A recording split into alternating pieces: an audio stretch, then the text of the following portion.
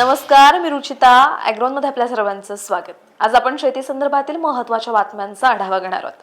भारतीय गुळाची गोडी आता देशापुरती मर्यादित राहिलेली नाहीये. जागतिक बाजारपेठेतही भारतीय गुळाची मागणी झपाट्याने वाढतीये. 2015-16 मध्ये 3.65 लाख टन असलेली गुळ निर्यात 2024-25 मध्ये वाढून 5.60 लाख टनांच्या पुढे गेली आहे.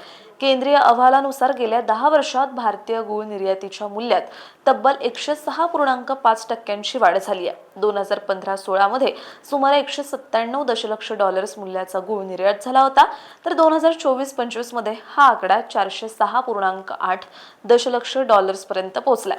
अमेरिका, इंडोनेशिया, संयुक्त अरब अमिरात, नायजेरिया आणि नेपाळ या देशांमध्ये भारतीय गुळाला मोठी मागणी असल्याचं समोर आलंय. राज्यात निर्यातीच्या केळीची आवक वाढली असून आखाती देशांसह इतर बाजारपेठांकडे दररोज मोठ्या प्रमाणात केळीची निर्यात सुरू आहे. सध्या रोज 45 ते 55 कंटेनर केळी परदेशात पाठवली जात आहेत. देशात आंध्र प्रदेशातून निर्यातीयोग्य केळीची उपलब्धता कमी झाली आहे. तमिळनाडूतही दररोज 10 ते 15 कंटेनर केळीची निर्यात होतीये. सध्या निर्यातीच्या केळीला प्रति क्विंटल 1800 ते 2100 रुपये दर मिळत असून सोलापूर आणि खान्देश भागातून मोठ्या प्रमाणात केळी आखाती देशांकडे पाठवली जात आहेत. केंद्र सरकारने हमीभावाच्या मुद्द्यावर शेतकऱ्यांची फसवणूक केल्याचा गंभीर आरोप किसान ब्रिगेडचे राष्ट्रीय अध्यक्ष आणि भारतीय किसान संघ परिसंघाचे अध्यक्ष प्रकाश पोहरे यांनी केलाय. चेन्नई येथे शेतकरी संघटनांच्या संयुक्त कृती दलाच्या कार्यक्रमात ते बोलत होते. गहू, तांदूळ, सोयाबीन आणि कापूस यांसारख्या पिकांसाठी जाहीर केलेला हमीभाव अन्यायकारक असल्याचं त्यांनी सांगितलं. विविध सरकारी पत्रांचा हवाला देत त्यांनी याबाबत सविस्तर मांडणी केली.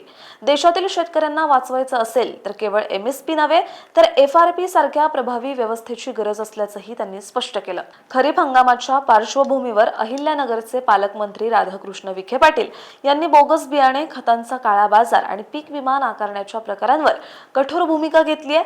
फक्त परवाने निलंबित करून चालणार नाही तर संबंधितांवर थेट फौजदारी गुन्हे दाखल करा असा कडक इशारा त्यांनी प्रशासनाला दिलाय. तसंच अशा प्रकरणांमध्ये संबंधित भागातील कृषी अधिकाऱ्यांनीही जबाबदार धरलं जाईल असं स्पष्ट करण्यात आलंय. खरीप हंगामात खतांची कृत्रिम टंचाई होऊ नये यासाठी प्रशासनाने योग्य नियोजन करावं, तसंच नॅनो युरिया आणि नॅनो DAPच्या वापराला प्रोत्साहन द्यावं असंही त्यांनी सांगितलं. ते अहिल्यानगर येथे खरीप हंगामपूर्व नियोजन बैठकीत बोलत होते.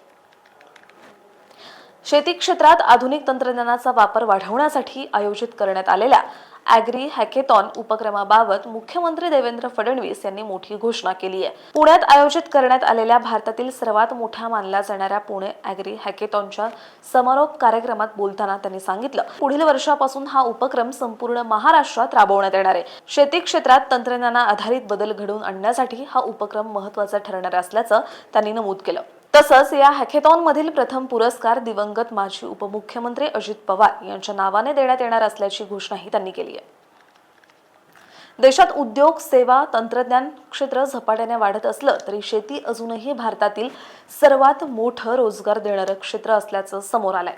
स्टेट बँक ऑफ इंडियाच्या PLFS 2025 अहवालानुसार देशातील तब्बल 43% कामगार अजूनही शेती क्षेत्रात कार्यरत आहेत. 1987-88 मध्ये हे प्रमाण 66% होतं. मात्र गेल्या 37 वर्षात शेतीवरील रोजगार अवलंबित्व अपेक्षे इतक्या वेगाने कमी झालेलं नाहीये. ग्रामीण भागात विशेषतः महिलांचा शेतीतील सहभाग मोठ्या प्रमाणात कायम असल्याचं या अहवालातून स्पष्ट झालंय. ग्रामीण महिलांचा श्रमशक्ती सहभाग दर 45.9% असून शहरी भागातील रोजगारावर असणाऱ्या महिलांचं हेच प्रमाण 27.60% आहे. पुणे जिल्ह्यातील चाकण बाजारात कांद्याला प्रति किलो अवघा 6 रुपये दर मिळत असल्याने शेतकरी मोठ्या आर्थिक संकटात सापडलेत. उत्पादन खर्च प्रचंड वाढला असताना बाजारातील घसरलेल्या दरामुळे शेतकऱ्यांचं आर्थिक गणित कोलमडलंय. चाकण बाजार हा कांदा खरेदी, विक्री आणि निर्यातीसाठी प्रसिद्ध मानला जातो. मात्र सध्या निर्यात ठप्प झाल्याने देशांतर्गत बाजारात कांद्याची विक्री होत असून दर कोसळलेत.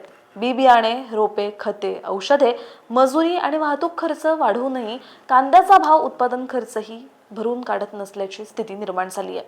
अनेक शेतकरी कांदा बाजारात आणण्याऐवजी साठवणूक करत आहेत, मात्र त्यातही कांदा खराब होण्याची भीती आहे. अशा परिस्थितीत सरकारने तातडीने हस्तक्षेप करून हमीभाव आणि निर्यात धोरणाबाबत निर्णय घ्यावा अशी मागणी शेतकरी संघटनांनी केली आहे. तुमच्या बाजारपेठेत कांद्याला काय दर मिळतोय हे आम्हाला कमेंटमध्ये सांगायला विसरू नका आणि अशाच शेती संदर्भातील महत्त्वाच्या बातम्यांचा आढावा घेण्यासाठी ॲग्रोवनला सबस्क्राईब आणि फॉलो करायला विसरू नका.